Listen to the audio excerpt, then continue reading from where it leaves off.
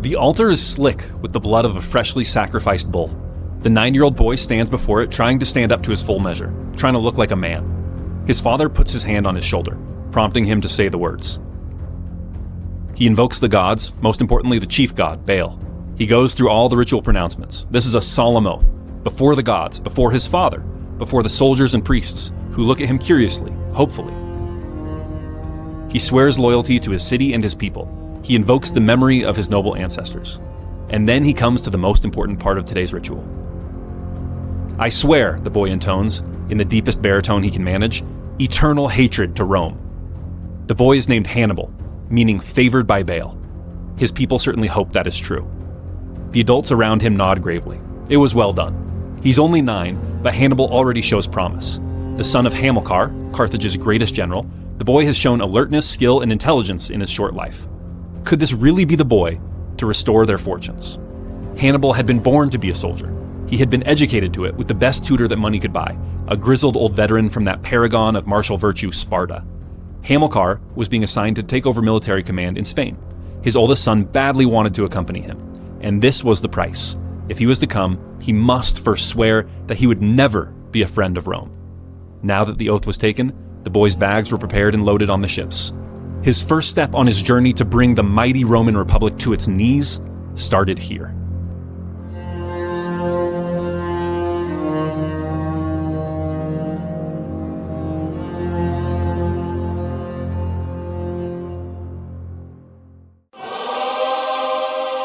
I'm gonna show you how great I am. This was our tiny tower. I just want to say from the bottom of my heart, I'd like to take this chance to apologize to absolutely nobody.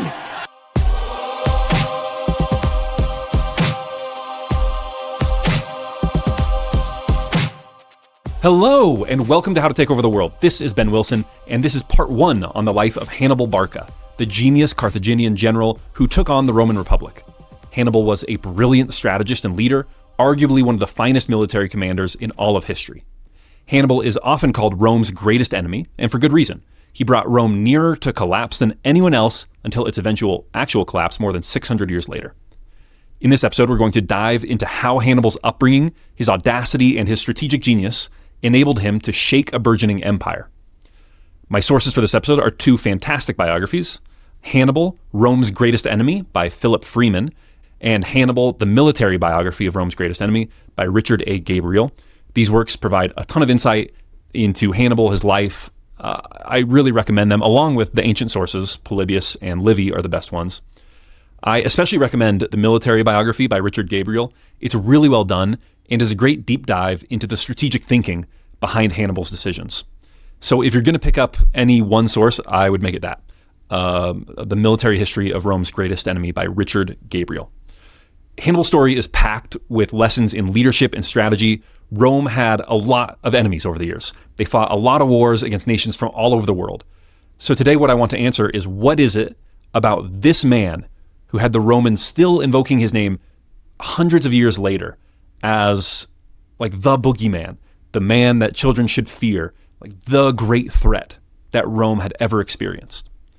So what was it about his personality, his strategy that enabled him to do what no one else could? I know this is an ancient story. It's 2,200 years old at this point, but I think the greatest leaders of all time are always relevant, and I found a bunch of lessons that I'm going to be able to apply in my life, and hopefully you can do the same. So let's get into it. This is the rise of Hannibal. First, I want to take a second to shout out today's sponsor, the AustinLab.AI Lab. They create AI agents tailored to your business's needs. They are some of the best in the business in AI. I've had a chance to get to know their founder, Alejandro, who is a big fan and supporter of How to Take Over the World. I think everyone right now needs to be thinking about their AI strategy. Saying you aren't an AI business is a little bit like saying that you're not an internet business in 1999, right? Like everything was about to become an internet business, whether you liked it or not. And I think that's true of AI as well. And since this is so important, you want to be working with the best, right? And the AustinLab.AI Lab has some of the best researchers and implementation specialists in the world. They have more than 200 successful implementations under their belt. So they have the experience to make sure your project is a success. And best of all, they have a business model where they don't win unless you win. They don't make money unless they save you money or add to your revenue. So go to AustinLab.AI today to get in touch and make sure to let them know that I sent you. This episode is also brought to you by Gains in Bulk. They are my favorite supplement company. They make the world's only instantized creatine. It's fully water soluble, making it more digestible than competing creatine, which gives you less water retention and bloat. Creatine is the most tested supplement on the planet. It's the only supplement that I take every day. I love it. It promotes muscle growth, recovery, cognitive performance, and more. It's not just bodybuilders that should be taking creatine. I think everyone should be taking it. It's a great supplement to your diet to just enhance overall life quality. And Gains has other great supplements as well. They have great protein powder, pre-workout, and more. So check them out at gainsinbulk.com and use code BEN for 20% off. To understand Hannibal, we first need to understand where he came from, and that is Carthage. Carthage was a powerful city-state on the North African coast in modern Tunisia. Carthage was the great rival of the Roman Republic in the 3rd century BC. So we're talking about 200s BC, about 100 to 150 years before the birth of Julius Caesar. If Rome was the superpower of Italy, Carthage was the superpower of what at the time would have been considered the far western Mediterranean.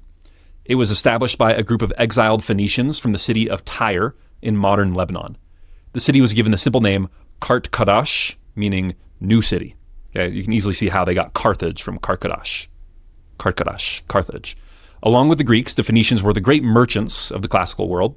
Like the Greeks, they had colonies and trading outposts dotted all over, and Carthage quickly became a crucial trading post for goods that were farmed or mined in Phoenician colonies in the western Mediterranean, so think Spain, Sardinia, Corsica, Sicily, and then were being transited east towards more densely populated areas like Egypt, Tyre, Lebanon, Israel, Greece, wherever else.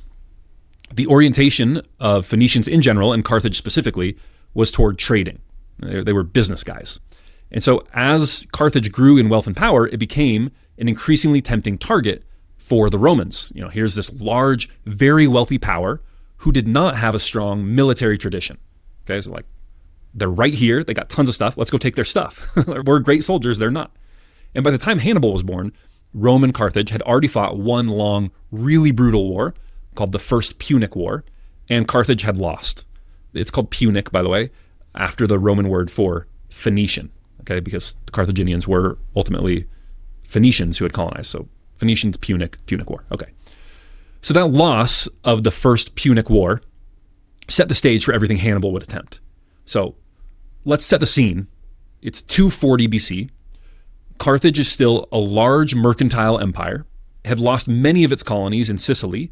That's the main thing they lost in the First Punic War, was they had a ton of wealthy colonies in Sicily, but they were totally kicked out of Sicily after the war. That was the cost of losing. However, Carthage was still enormously wealthy. It boasted a vast trading network and had the second most powerful navy in the Mediterranean. They had been first, the most powerful navy, but Rome had smashed that navy and surpassed them in naval power in the First Punic War. Now, Carthage is often described as the polar opposite of Rome. Okay, so over here at Carthage, you got a commercial juggernaut. Over here with Rome, you got a militaristic juggernaut. Carthage is described as an oligarchy of the rich, whereas Rome is more democratic, agrarian citizens that vote directly and are involved, right? Carthage is reliant on mercenaries to fight their wars, whereas Rome has citizen soldiers, okay? Completely different, opposed. They're sort of like yin and yang, completely different, right? However, and this is really important, those differences are greatly exaggerated, I think. In reality, Carthage and Rome were more like each other than any other city-states in the world. Both were republics, and in fact, Carthage's constitution was extremely similar to Rome's. They had a popular assembly, they had a senate that represented the wealthiest aristocrats in the city-state. They had elected officials, just like Rome had its quaestors and aediles and consuls. Carthage also had all of these elected officials, and just like Rome, they had two at the very top, just like Rome's consuls. Both were expansionist empires, hungry for more power, and both relied on the manpower of subject peoples in war. And we often hear, as I was saying, that Rome fielded citizen soldiers, their legions, while Carthage hired foreign mercenaries. And that's true, Carthage did hire mercenaries, but I think actually it's not so different as you might expect. So consider this. In 225 BC, more than half of Rome's army consisted of allied troops from Italy, not native Romans. So Rome is also getting a lot of manpower from elsewhere. Meanwhile, many of Carthage's mercenaries were actually subject peoples, had been loyal subjects for decades or even centuries, allies from North Africa and Spain who fought willingly for Carthage. So in other words, each side had its core of its own people and then a whole lot of auxiliaries and allies. And those auxiliaries and allies were often tied in by bonds of loyalty and friendship, long-standing ties. And so this is a theme we'll see recurring. Carthage wasn't as alien to Rome as Roman historians like to pretend. Now, why do I harp on this? Because it matters for how we perceive Hannibal's challenge. Carthage wasn't some rinky-dink city with a bunch of mercenary thugs. It was a sophisticated state with a rich military tradition, very similar to Rome in many ways. Carthaginians even fought in the Hellenistic style, like the Greeks. In fact, at one point, Carthage hired a Spartan general to revamp their army, equipping their infantry like Greek hoplites. And their elite African infantry was the backbone of Hannibal's army.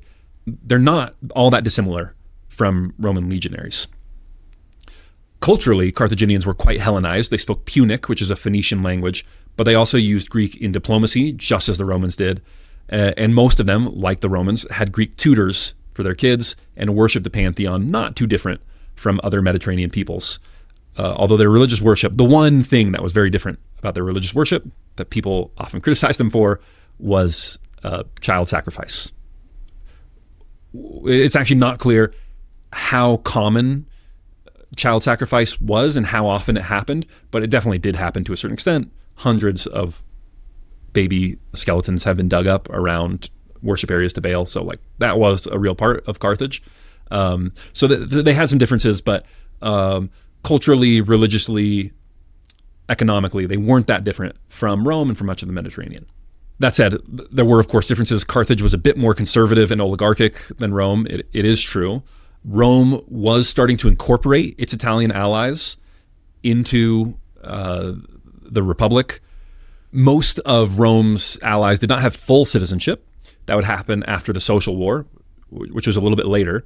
But they were starting to be incorporated. They did have some level of representation in Rome and were on a certain level starting to think of themselves as sort of semi-Roman. They were starting to take on that identity a little bit.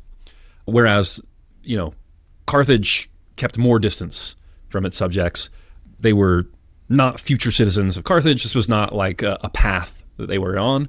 And where Romans primarily served in their own armies, Carthage did outsource a lot. So Rome, yes, 50% of their army was allies. That was a higher percentage for the Carthaginians. And furthermore, Rome, because they had this core of Roman soldiers that was very competent, some of the most feared soldiers in the entire Mediterranean, Carthaginian soldiers were also good, but there were far fewer of them. And so as a consequence, they couldn't really rely on that threat to be the stick to entice their allies to serve in the army. As a consequence, that's why all of their soldiers are referred to as mercenaries, because even though these people were their subjects, they were in their sphere of influence, they were, for all intents and purposes, kind of owned by Carthage, but still Carthage had to pay them to come fight for them. So Rome, because of their strength as a military power, could just kind of rely on implicit threat to get people like the Samnites and the Etruscans and all these other Italians to fight in their army, whereas the Carthaginians had to pay their near neighbors to come fight in their army, even if they did so willingly and as part of long-standing ties. This difference, it's kind of small, but it's critical, and it matters in how the Second Punic War is fought. Now, about the First Punic War, we won't do a full play-by-play, but it lasted 23 years, from 264 to 241 BC, and was basically World War Zero of the ancient Mediterranean. The short version, Rome and Carthage fought mainly over Sicily, which was the stepping stone between Italy and North Africa. Carthage had naval supremacy initially, and they were beating Rome at sea, but Rome, being Rome, adapted. They managed to recover some Carthaginian ships, and so they copied their design. And then they invented a new clever technology called the corvus, which is basically, you can think of it as like a big crane that goes and plants on another ship and then throws a bridge down so that they could turn sea battles into land battles where their legions had the upper hand. And this was a technology that actually Carthage would never fully figure out how to counter. So eventually Rome wears Carthage down. Carthage loses Sicily, its richest possession at the time, and had to pay a massive indemnity, basically like a fine, to Rome. It was a humiliating defeat. And Carthage's leadership in the wake of the loss of the First Punic War was divided. There was kind of a more conservative political faction that wanted to play it safe, avoid any more war with Rome, and focus on further developing trade in their existing colonies in Corsica and Sardinia. And this faction was led by a politician named Hanno. And then there's the more expansionist faction, led by Hamilcar Barca, that's Hannibal's dad. And by the way, yes, the Carthaginian names are very confusing, and they will remain so. Basically everyone in this story, on the Carthaginian side, is named either Hannibal, Hanno, Hamilcar, or Hasdrubal. And that's like the only 4 names that the Carthaginians had to choose from. But Hamilcar had led a guerrilla-style campaign in Sicily that frustrated the Romans endlessly. He was their most successful general in the First Punic War by far, which had earned him a sterling reputation back in the Carthaginian Senate. He hated Rome with a burning passion, as you can probably surmise from that story that we told at the beginning. And he led the more expansionist faction. You know, if you think of it from his perspective, you know, what do you do if you're a Carthaginian general itching for round 2 to get back at Rome, but your city's coffers are completely empty, and you have to keep paying this huge debt to Rome? Your navy's at the bottom of the sea. What do? And his answer was, well, we look elsewhere to expand. And so his idea was Spain, or Iberia, as it was called back then. So Hamilcar Barca's idea was, okay, we lost some of our rich territories in Sicily, but there's a golden opportunity in Iberia. They have rich mines. They've got a bunch of manpower. It's a relatively untapped frontier. And so Hamilcar in 237 BC, just a year or so after the end of the First Punic War, persuades the Carthaginian leadership to let him lead an expedition to Spain. And of course, Hannibal wants to accompany him, and after taking this oath, his father lets him do so. Imagine the childhood that he has growing up in Spain. He's basically growing up as a military brat, right? He's living on army bases all the time. Instead of elementary school and play dates, he's tagging along with the army, crossing the sea to a wild foreign land. The camp is his classroom. His teachers are his Spartan tutor, his father, and his father's officers. He learns to ride, to fight, to hunt, and to strategize, to think like a general. You know, he's probably sitting in on some of these meetings from a very, very young age. He grew up speaking Punic. That would be his native language, but he also learned fluent Greek from his tutor and apparently picked up local Iberian dialects from his soldiers and tribal allies. That included some Celtic dialects, which would come in handy later because Celts had related languages, and you had Celts in Iberia, as well as in Gaul, as well as in northern Italy. By the time that Hannibal would face the Romans, he could communicate with troops from across the Mediterranean, which is a huge asset when you're commanding a multinational force, which is what he had. Hamilcar, meanwhile, he gets there in Spain. He got busy building a kingdom. For about 8 years, he fought a series of campaigns subduing the tribes of southern and eastern Iberia. And by the way, we say tribes. These people, yes, they were tribal. They didn't have a sophisticated political arrangement like Carthage or Rome. And they were less sophisticated economically and technologically as well. However, like, you shouldn't be thinking of these guys as wearing loincloths and swinging clubs, right? They had extended contact with Greeks and Phoenicians for decades or even centuries at this point. They have walled cities, complex economies based on trade and specialization. The tribes closer to the coast are armed and trained to fight in the Greek style, in full phalanx. So, yes, we call them Spanish tribes or Iberian tribes, but they're a little more sophisticated than you might think when you hear the word tribe. And this presents both a challenge to Hamilcar. These are formidable enemies who he has to fight. He really has to prepare. It's not like these are guys who have no technology. You can just kind of walk over them. No. These are difficult fights.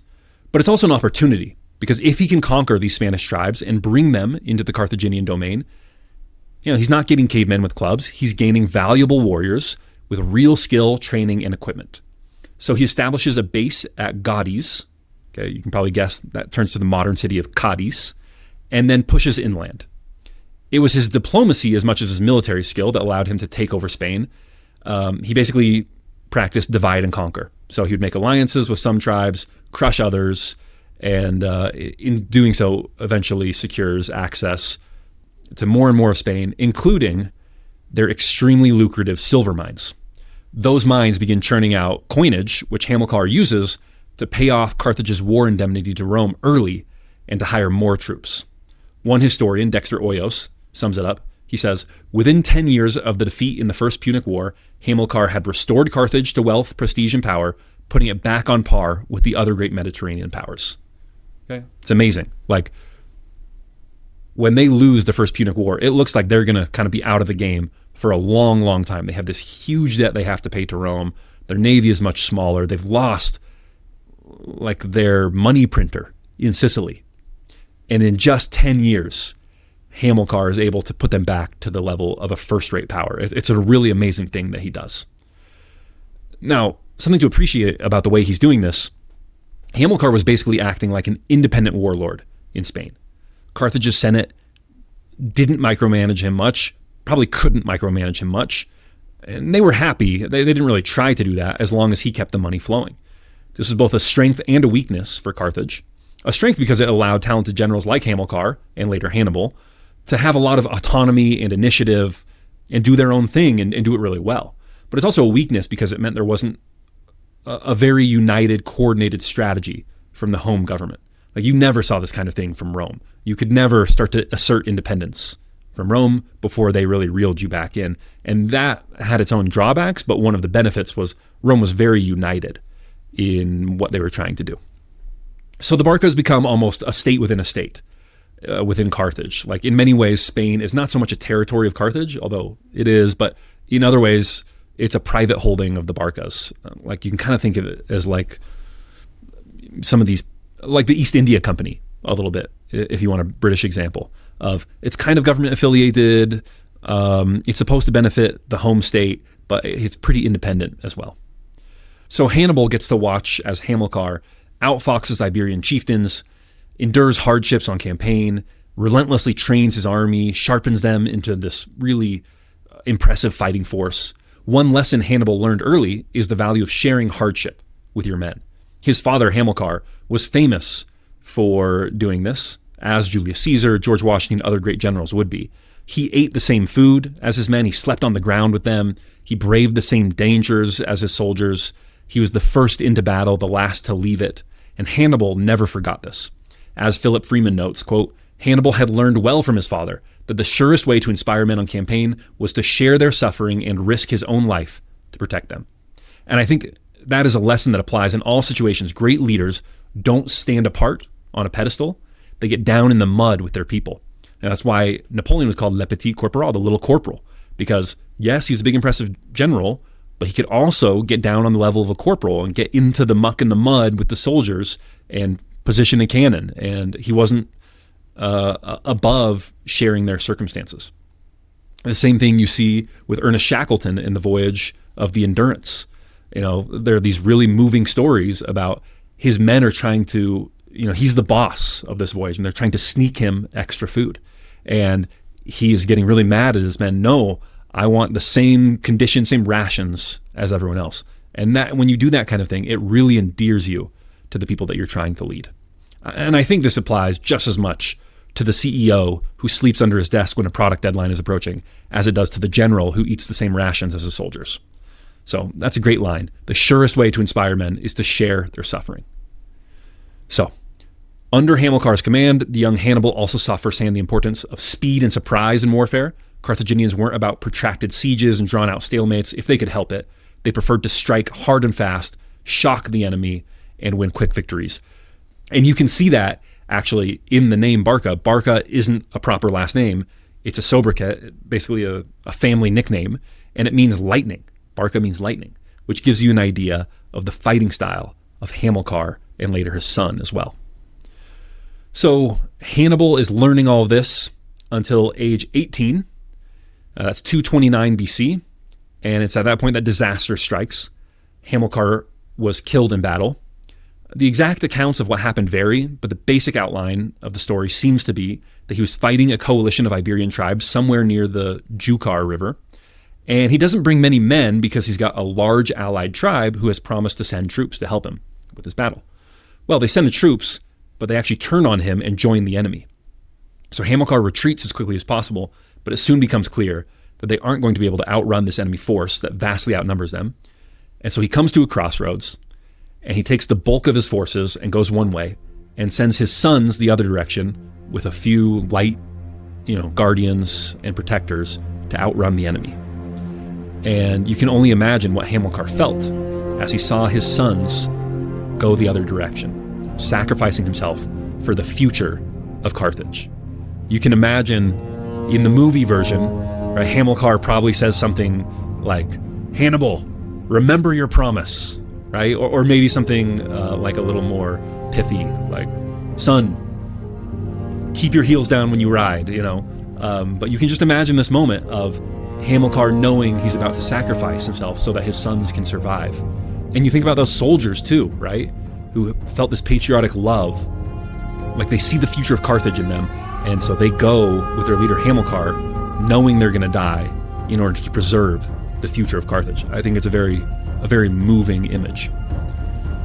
The story goes, once the enemies catch up to Hamilcar, he's either killed in battle, as is his entire army, and wiped out, or he drowns in a river while trying to escape, again, depending on the source. Either way, Hannibal is 18 years old, suddenly bereft of his father and mentor.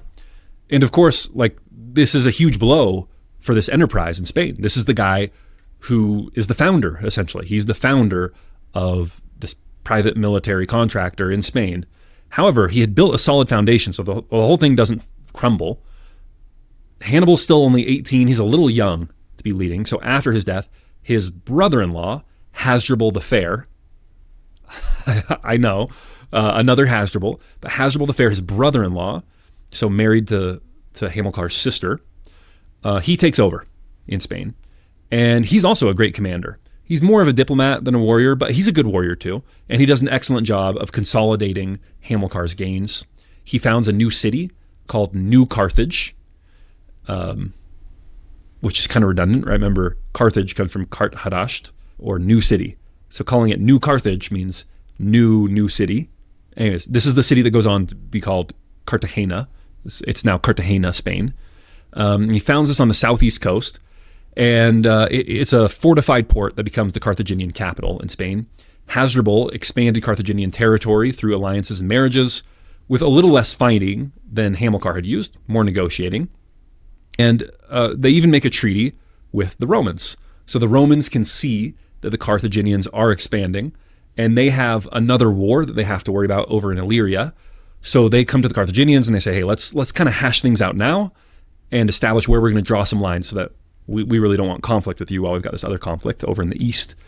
And so they agree that Carthage would not expand north of the Ebro River in northern Spain, and Rome in turn wouldn't meddle south of it. And spoiler alert, this is going to become kind of the fracture point in the coming war. So during Hasdrubal's tenure, Hannibal matured into a top-notch officer. In his early 20s, Hannibal has the opportunity to lead troops on campaign under Hasdrubal, and he gains a reputation for both cunning and bravery. His soldiers adore him, both because of his own capabilities and because he's Hamilcar's son. Physically, Hannibal was tough as nails. The Roman historian Livy describes him as strong, able to endure extreme heat and cold, riding and fighting with incredible skill, and needing very little food or sleep. Polybius and Livy say he was the first in battle and the last to leave. Essentially, Hannibal conditioned himself to superhuman levels of discipline. He ate, drank, and slept only as much as absolutely necessary, and no more. It even says that he didn't have consistent sleep times. He just worked until the job was done and then was able to fall asleep at any time of day or night once he was done with his work. Very similar to Napoleon. Going back to this idea of if we were looking at the movie version of Hannibal's life, this would be the Rocky-style montage scene, right? Picture Hannibal doing early morning sit-ups and pull-ups, doing drills, outpacing everyone. You see him running the mile with the other Carthaginian soldiers, and at first he's middle of the pack, and by the end, he's way ahead of everyone else, pushing himself to the limit. He was that guy, right? He was the man. And in this montage training scene, What is he training for? He's training for this showdown that surely must be coming with Rome. On the surface, yes, he's just helping consolidate the gains in Spain, keep running the family business, but he's made this oath when he was 9 years old. And presumably he still got that target always in the back of his mind, that Rome must fall. In 221 BC, Hasdrubal the Fair, that's Hannibal's brother-in-law, again, the guy who's in charge in Spain, is assassinated, and the army immediately rallies around Hannibal, who was 26 years old at the time, and they lift him on their shields, proclaim him their new commander.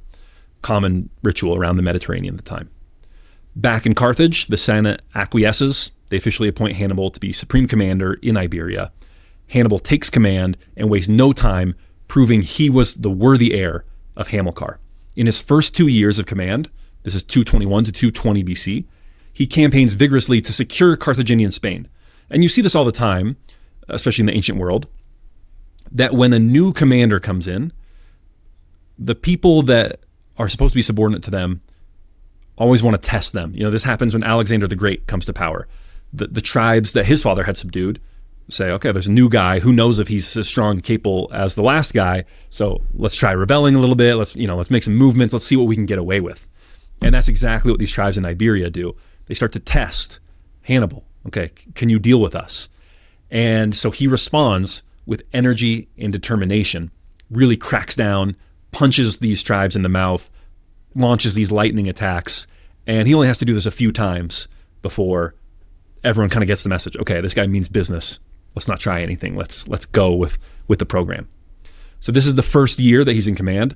The next spring, he has kind of subdued people who are thinking about rebelling, and then he expands Carthaginian territory even further into the interior of Spain. He goes after the powerful Vacae tribe. I hope I'm saying that right. Vacae.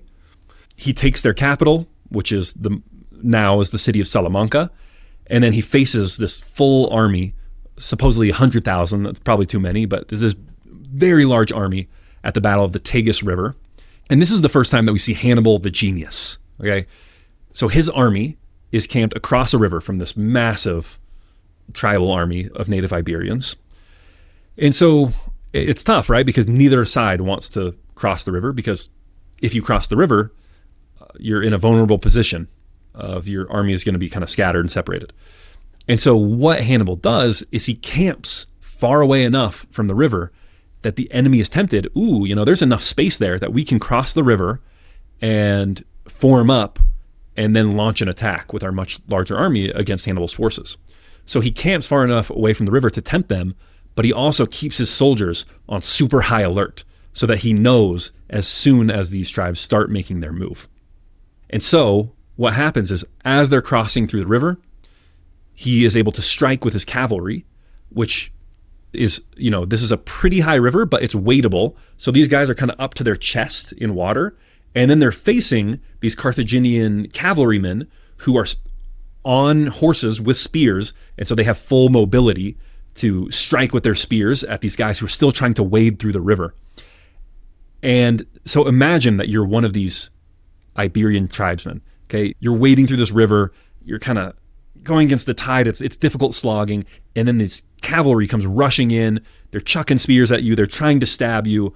You really can't get your arms out of the water to swing very well. And so you kind of just have to make a run for it. Somehow you get through the water and away from this cavalry, and you kind of shake the water off, and you look up and you see war elephants. I mean, imagine that feeling. You're in Spain. You've never seen war elephants before. They brought these from Africa, and they are these enormous. You've never seen this kind of animal in your life. You had no picture books. You have no idea what an elephant is. You see these massive gray creatures with tusks, with blades on their tusks, with men sitting on top throwing spears at you. And you're just like, forget this. I don't care if there's cavalry behind me. I'm going back through the river. And so the cavalry charge is then followed by this war elephant charge. And that is too much for these tribesmen. They freak out and the army scatters. The victory at the Tagus, which happens in 220 BC, was Hannibal's first major independent triumph. And it sent a clear message. Hannibal is here and he means business. So with this conquest of Hannibal's, Carthage now basically controls all of Spain south of the Ebro, including the interior. And so Hannibal goes about consolidating. Okay, we've kind of suppressed and defeated you, so you have to join us. But now let's solidify it. Let's turn it into something enduring that people aren't necessarily resentful of. And by all accounts, he had a magnetic personality, so he goes on a charm offensive. And with this charm, he meets with all these tribal leaders and is able to consolidate and unify this into sort of a cohesive kingdom that is united behind him. So now he's got this really impressive army. Okay, so let's paint the picture. He has a corps of African infantry, disciplined heavy foot soldiers from Carthage in North Africa, fighting in a phalanx style like the Greeks with, think of round shields and long spears. Many of these are citizens or loyal subjects of Carthage from very nearby, maybe Utica, other nearby cities. Then he's got a superb cavalry corps. Notably, the most famous are the Numidian cavalry. So these are light horsemen from what is roughly today Algeria, who are famous for their speed and expert riding. Okay, so these are your really fast, light cavalry. These aren't the kind of guys that you want to go against heavy infantry, but you want to send them on reconnaissance. You want to send them out if you need to get somewhere really fast, or if you need to do a flanking maneuver and get behind the enemy and freak them out. They can do that really well because they're these, you can think of them almost as Mongols. They've ridden horses from the time that they're 4 years old, basically born on horseback, ride supernaturally, are preternaturally gifted at throwing spears while on horseback. They can feint and ambush and wheel around and do all these maneuvers. So that's his Numidian cavalry. And now he also has heavy Spanish cavalry, which Hamilcar had trained to be shockingly effective, some of the most effective cavalry in the entire Mediterranean. And so as opposed to the Numidians, they're still cavalry, they're fast, but not as fast as the Numidians, but they are heavily armed, and these guys can go toe-to-toe with tough infantry. These are heavy, well-armed, well-armored soldiers. And then you have the Spanish infantry, which was the second highest in quality, even close to his African infantry. So these guys are frankly quite similar to the Roman legions. They've got these short swords and spears and these big shields. So you can think of them as a cross between a Roman legionary and a hoplite in the Greek style. So in short, Hannibal's troops were fierce, battle-hardened, and also diverse. They bring a lot of different benefits and drawbacks, but for someone who's a very good tactical thinker like Hannibal, this means that he's got a lot of different cards that he can play when he's fighting an enemy, as opposed to the Romans, who mostly do kind of the same thing. They've got some Celtic allies in northern Italy that fight a little bit differently, but for the most part, they've got a pretty weak cavalry and then these really strong, heavy infantry. And that was the real kind of core of the Roman army. So essentially, if you're thinking of it like a card game, Hannibal just has more counters that he can play than the Romans can. Okay, so he's consolidated Spain. It's printing money. Where does he go from here? Well, it wasn't long before he would have his opportunity to get his long-awaited showdown with Rome. And he found his reason to go to war in a city called Saguntum. Saguntum was a wealthy Iberian coastal city just south of the Ebro River. So that is in the Carthaginian territory. And crucially, Saguntum signs an alliance with Rome. Now, the treaty between Hasdrubal and Rome had left Saguntum in a gray area. It was south of the Ebro, so it was in Carthaginian territory, but Rome claimed Saguntum as a friend, and later as an ally. And so tensions flare when there's this kind of blurring between international politics and domestic politics. Basically, there was a pro-Roman and a pro-Carthaginian faction in Saguntum. And the pro-Roman faction gains power, and so they invite in the Romans to arbitrate in their dispute. And how do you think the Romans arbitrate? They say, oh yeah, our faction is totally right. You should execute all the pro-Carthaginians in the city of Saguntum, which they do. And so from the Carthaginian perspective, it's basically, hey, this is we established this dividing line, and you have meddled in our area of this treaty. And to the Romans, they say, no, we got invited in to arbitrate, but this is domestic politics. We did some arbitration. Like we haven't conquered. We haven't taken any forces south of the river. Like we don't know what you're talking about. So Hannibal leads a siege in Saguntum. He's basically like, well, we can't, these guys are pro-Carthaginian faction who's been executed. We can't leave these guys hung out to dry. So they go besiege Saguntum, and, the citizens of Saguntum, they fight bravely. They appeal to Rome for help. Rome can't help because their forces are off fighting other wars. And Rome writes to Carthage, it says, call off Hannibal. What's going on here? But the Carthaginians don't do anything. They weren't about to rein in Hannibal when he's having all this success and giving him all this money.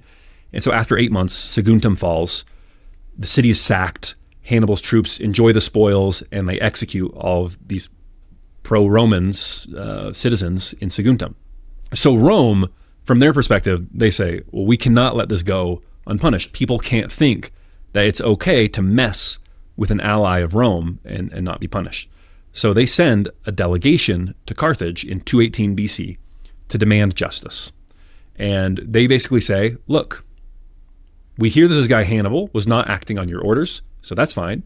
Hand over Hannibal to us, the Romans, and we can call it good.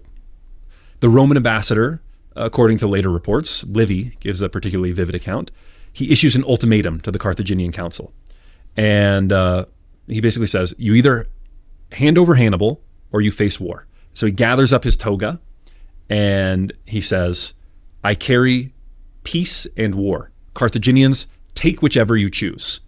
And so he's like holding his toga in front of him and says, on this hand, on the right hand, you have war. On the left hand, you have peace. Which way shall I let the toga fall? And the Carthaginian leaders reply, you choose. Like, what are you talking about? We didn't break any treaties. We didn't declare war against you. You're the one declaring war against us for a treaty that we didn't break. Saguntum is on our side of this river. And so you decide. And so he lets his toga fall to the right side and says, fine, I give you war. So be it. So the war was officially on. The Second Punic War had begun. Before we continue with the story, I want to tell you a little bit about one of my favorite podcasts, and that is Becoming the Main Character. I actually helped start this podcast with my friend Jameson, who's the host of it. I love biographies and the lessons of the greatest leaders in history and what we can learn from them. I also think we can learn a lot from the great stories of fiction that have been written. These are the stories that have resonated with people throughout time. Think of stories like Moby Dick and Hamlet and Lord of the Rings. And on Becoming the Main Character, that's exactly what you get. It's kind of like How to Take Over the World, but for fiction.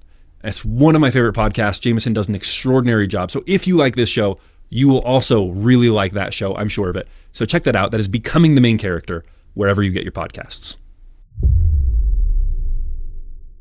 Okay, so war is on.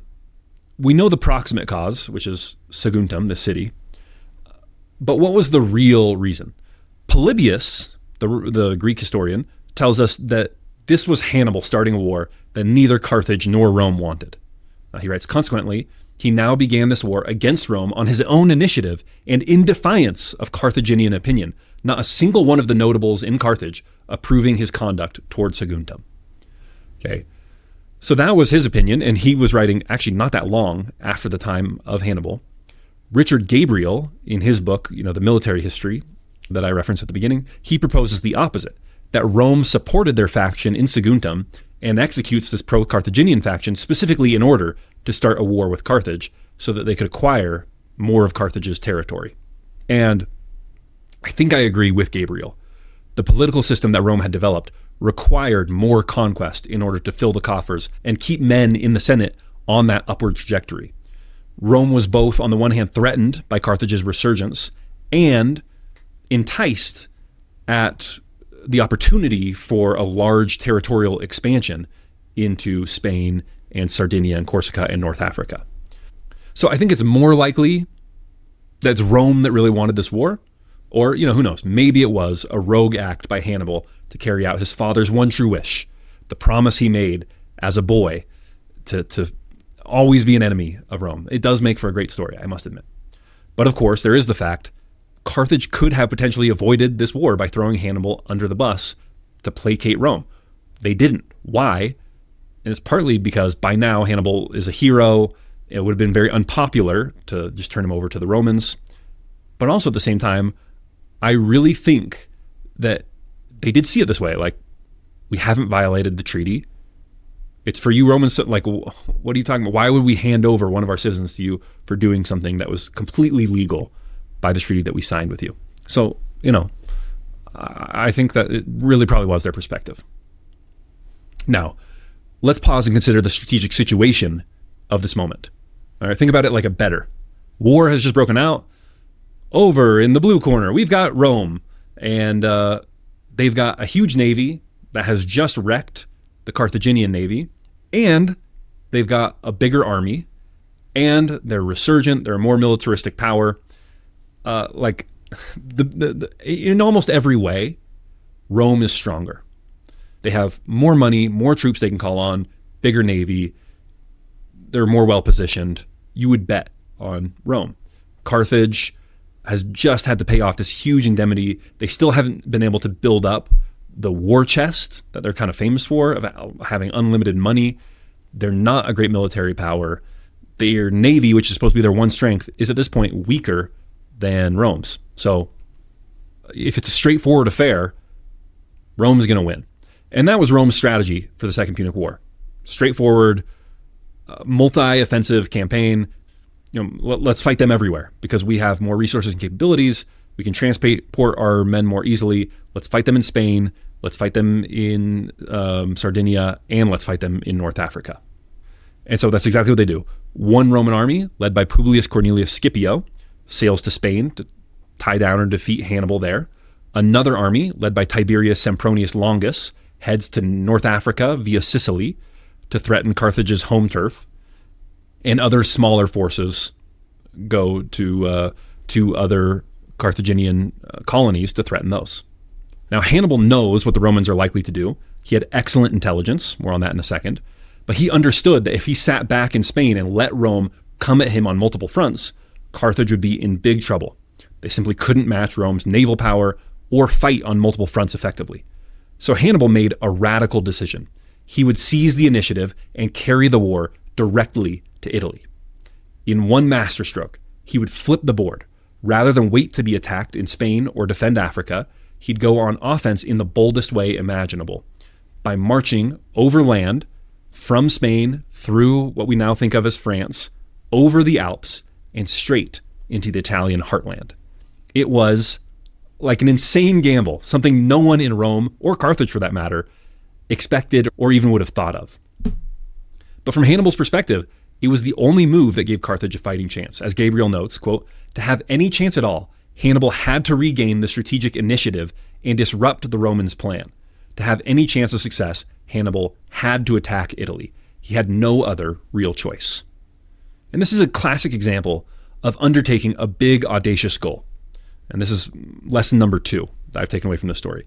Hannibal isn't thinking small here. He isn't content to play defense and limit Carthage's losses. That's probably what most people would have done, is fight a defensive war, which you can't win, but hopefully you keep Rome from getting too much of an advantage and you settle a peace where you don't lose too much territory to Rome. But instead, no, he's got a big plan. He's going to try and win. He's going for the jugular, aiming to break Rome's coalition by striking at their heartland.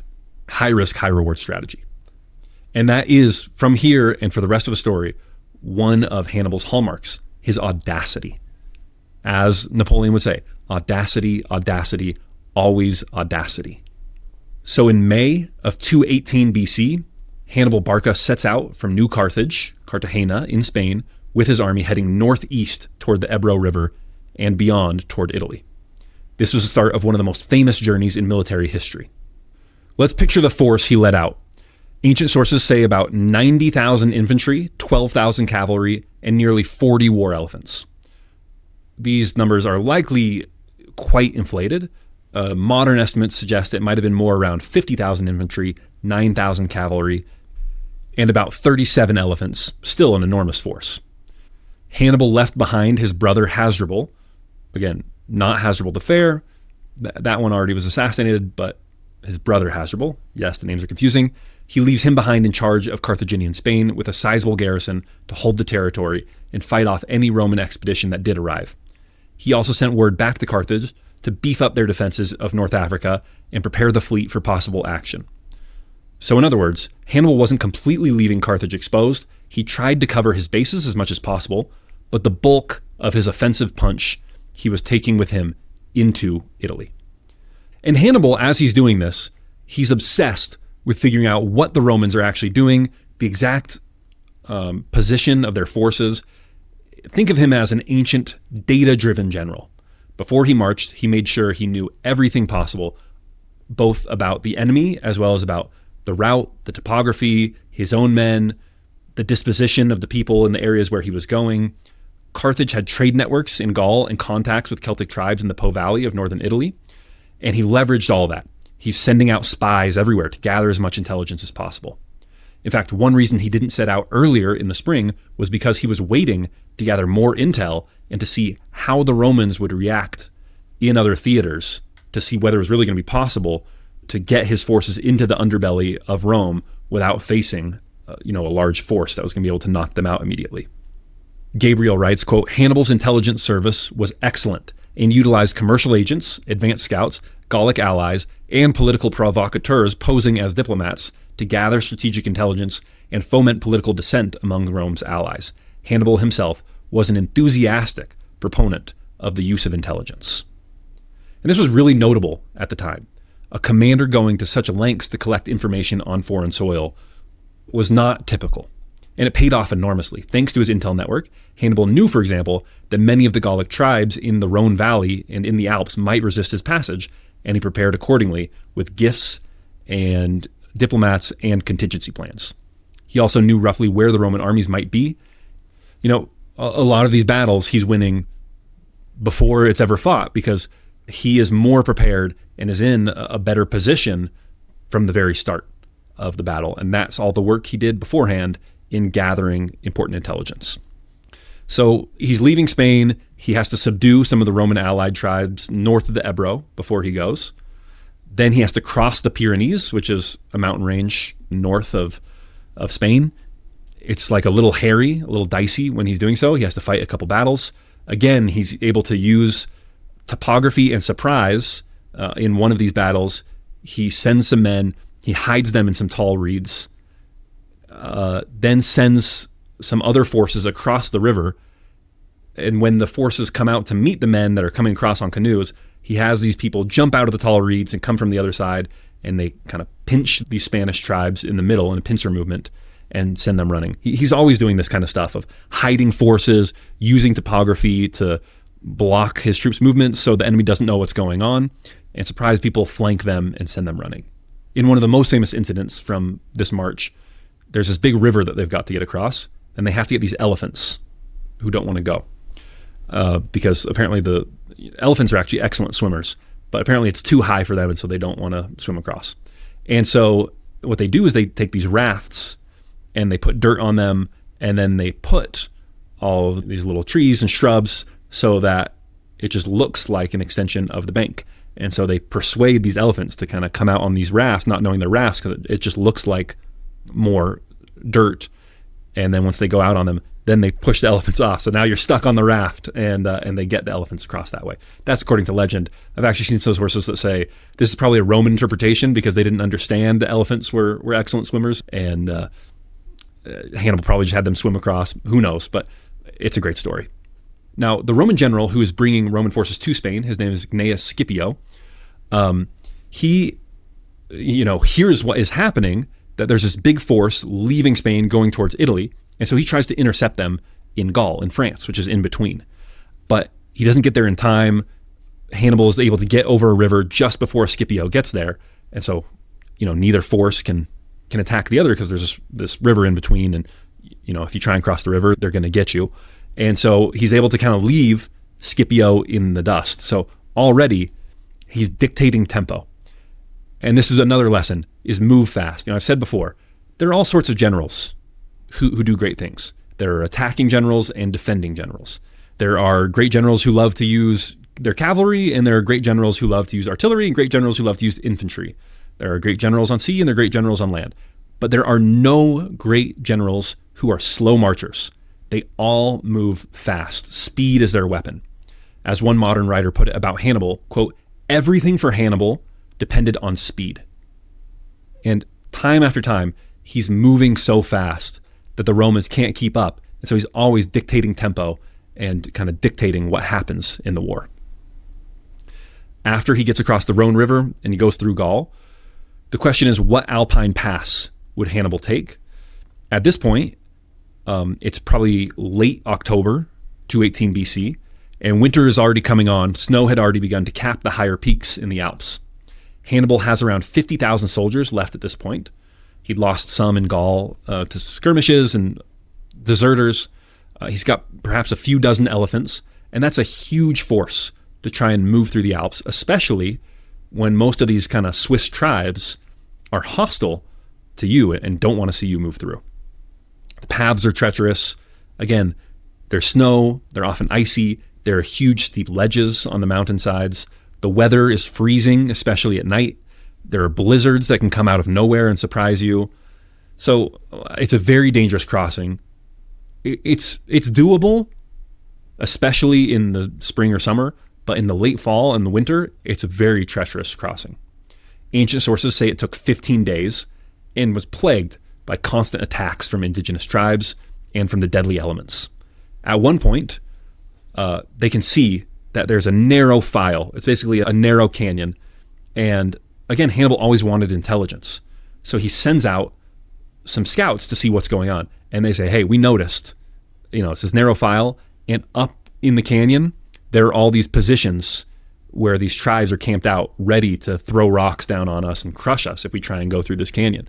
And so he says, okay. So he basically takes some special forces units and at night goes up onto the very peaks and then comes down onto their elevated positions, clears them out, and then opens up the way for his men to march through this narrow canyon. So he's using all of his daring, all of his ingenuity.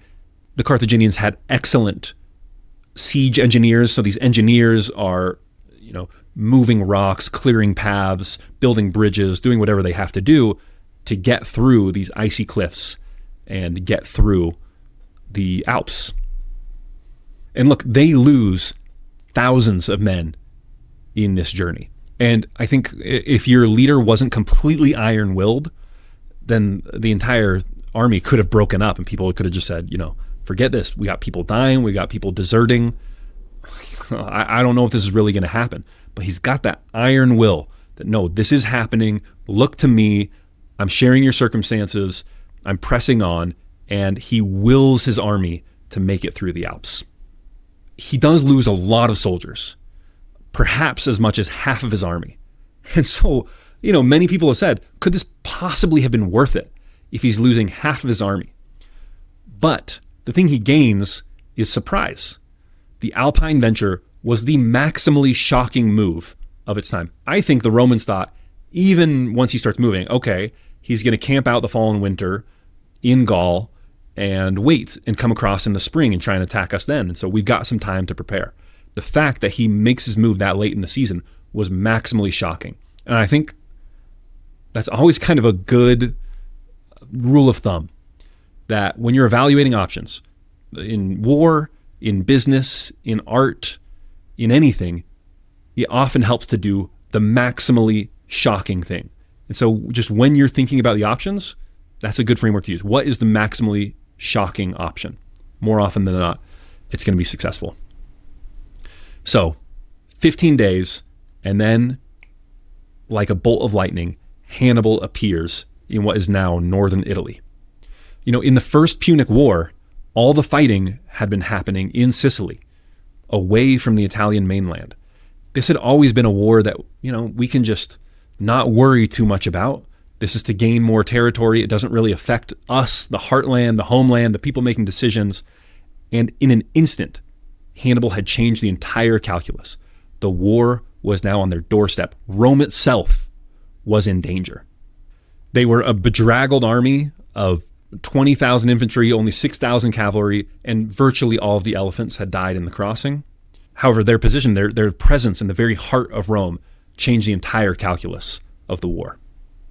So that is where we will leave it. Panic is spreading throughout Rome and throughout the Italian countryside as they wait to see what Hannibal's next move will be. In part 2, we will see how Hannibal wins battle after battle to bring Rome to its knees, and how Rome is able to survive all of those defeats and come back to threaten Hannibal.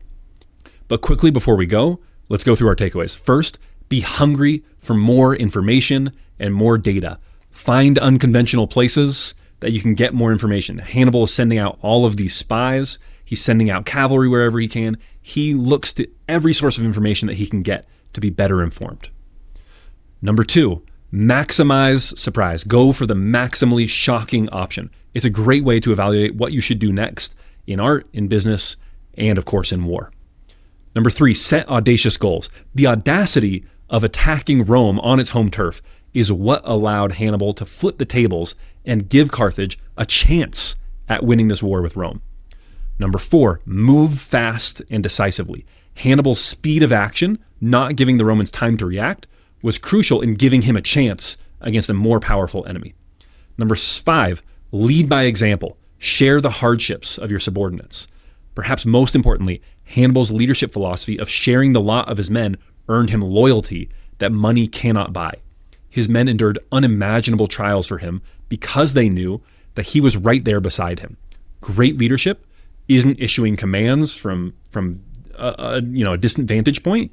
It's marching next to your team through the snow saying, all right, we're in this together. Okay, so that's it for today. Again, join us in part 2 for the rest of the story to see how Hannibal outwits and annihilates Roman army after Roman army, and how the Romans, stubborn as ever, refuse to admit defeat. So until then, thank you for listening to How to Take Over the World.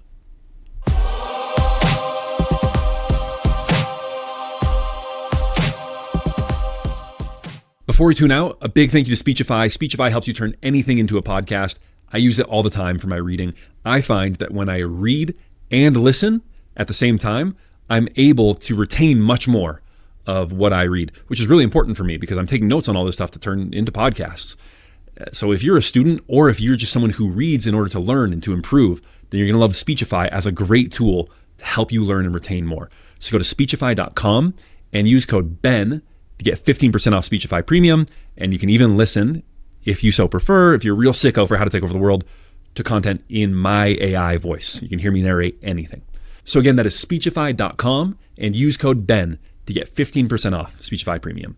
Thank you, Speechify.